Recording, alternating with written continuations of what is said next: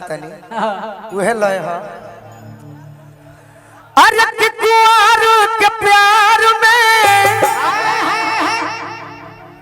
कुंवर के प्यार में मजा आवेला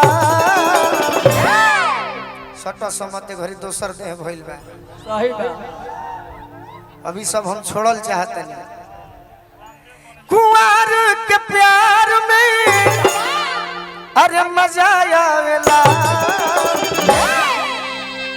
अरे लूटत लहार में मजा आवेला हो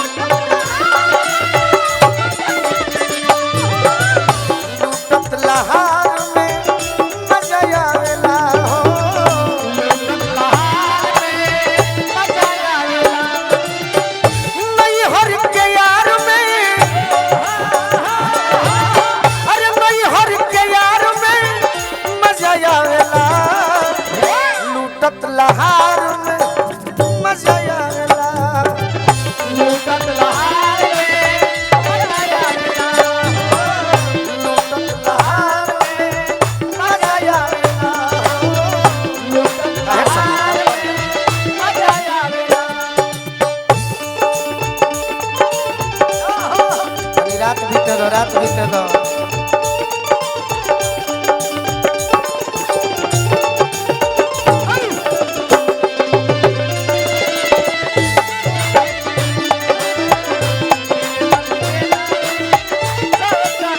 देखो हमार गीत सुनब तो मजा आई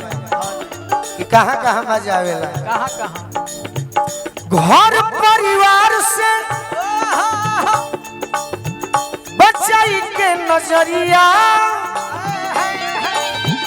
गोरिया के धोई के भरया कवरिया गोरिया के धोई के भरया कवरिया गोरिया के धोई के भरया कवरिया। घर परिवार से बचाई के नजरिया गोरिया के धोई के भरया कवरिया गोरिया के धोई के भरया कवरिया गोरिया के धोई के भरया कवरिया। अखबार में भरला पर कहाँ मजा आवेला कहाँ पूछो कहाँ मजा आवेला। मिलन पिछुआर में मिलन पिछुआर में मजा आवेला लूटत लहार में मजा आवेला लूटत लहार में मजा आवेला हो लूटत लहार में मजा आवेला हो लूटत लहार में मजा आवेला।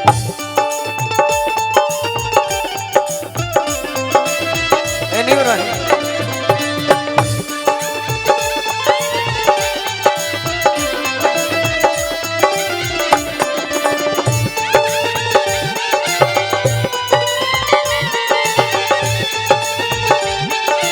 हेने रह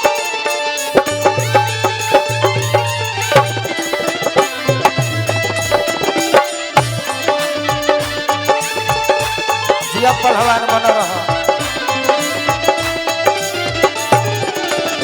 लूटत लहार में मजा आवेला हो